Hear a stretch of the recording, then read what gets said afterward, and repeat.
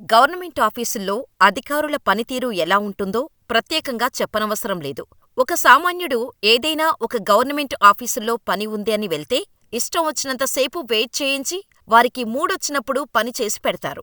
ఇది మీరు కూడా ఏదో ఒక సందర్భంలో ఖచ్చితంగా ఫేస్ చేసే ఉంటారు. ఒకవేళ ఫేస్ చేసుంటే మాకు కామెంట్ చేయండి. ఎంతమంది బాధితులు ఉన్నారో చూద్దాం.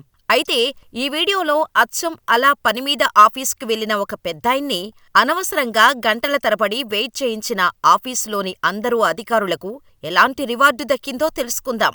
నోయిడాలోని ఒక సీనియర్ సిటిజన్ కొన్ని డాక్యుమెంట్స్ ప్రాసెస్ చేయటానికి నోయిడా అథారిటీలోని రెసిడెన్షియల్ ఫ్లాట్ విభాగానికి వెళ్లవలసి వచ్చింది. అయితే ఆ పెద్దాయన వెళ్లిన సమయంలో ఖాళీగా కూర్చొని కబుర్లు చెప్పుకుంటూ టైంపాస్ చేస్తూ ఉన్న అధికారులంతా ఆ పెద్దాయన్ని గంటల తరబడి నిలబడేలా చేశారు. ఆ పెద్దాయన దాదాపు ప్రతి 20 నిమిషాలకు ఒకసారి సార్ అంటూ వెళ్లి అధికారులను పిలిచి తాను వచ్చిన పని చెప్పడానికి ప్రయత్నం చేస్తూనే ఉన్నాడు కానీ ఆ సమయంలో అధికారులు తమ డెస్క్ ముందు కూర్చొని హాయిగా మొబైల్స్లో రీల్స్ చూస్తూ రిలాక్స్ అవుతున్నారు. కానీ ఏ ఒక్కరూ కూడా ఆ పెద్దాయనికి మాత్రం సహాయం చేయటానికి గాని తన పని చేసి పెట్టడానికి గాని ముందుకు రాలేదు. వేరే పనిలో బిజీగా ఉన్నాం, ఒక అరగంట సమయం పడుతుంది, సర్వర్ పోయింది, నెట్ స్లో అవుతుంది, లంచ్ బ్రేక్ అయ్యాక చేస్తాం అంటూ సాకులు చెబుతూ ఆ పెద్దాయన్ని దాదాపు కొన్ని గంటలు ఆ ఆఫీస్ బయటే నిలబడేలా చేశారు. అయితే ఇదంతా సర్వేలెన్స్ కెమెరా ద్వారా ఆ పెద్దాయన్ని ఆయన వెయిట్ చేస్తున్న దృశ్యాలని చాలాసేపటి నుండి గమనించిన నోయిడా అథారిటీ సీఈఓ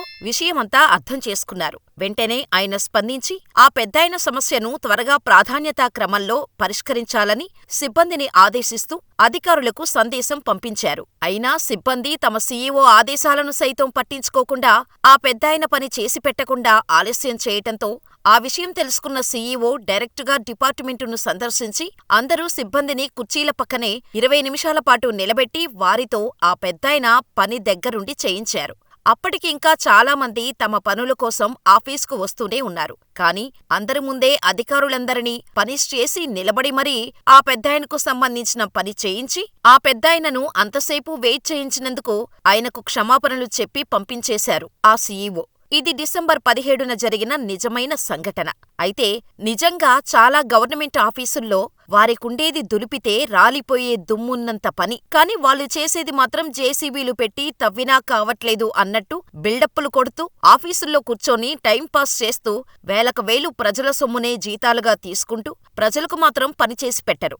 అసలు ప్రతి గవర్నమెంట్ ఆఫీసుల్లో ప్రతి ఒక్క అధికారి డెస్క్ ముందు ప్రతి క్యాబిన్కు ఖచ్చితంగా సర్వేలెన్స్ కెమెరా అమర్చి అసలు ఆ అధికారి ఎలా పనిచేస్తున్నాడు, నిజంగా ప్రజలకు సర్వీస్ చేస్తున్నాడా లేక ఆఫీసులో కూర్చొని ఫ్రీగా వైఫై వాడుకుంటూ టైంపాస్ చేస్తున్నారా అన్నది మానిటర్ చేసే విధంగా ఒక ప్రత్యేక బృందాన్ని ఏర్పరిస్తే ప్రతి ఒక్కరికి సరైన సమయానికి పని జరుగుతుంది. ఇలా ఆఫీసుల్లో గంటలు గంటలుగా వెయిటింగ్ చేసే బాధ తప్పుతోంది.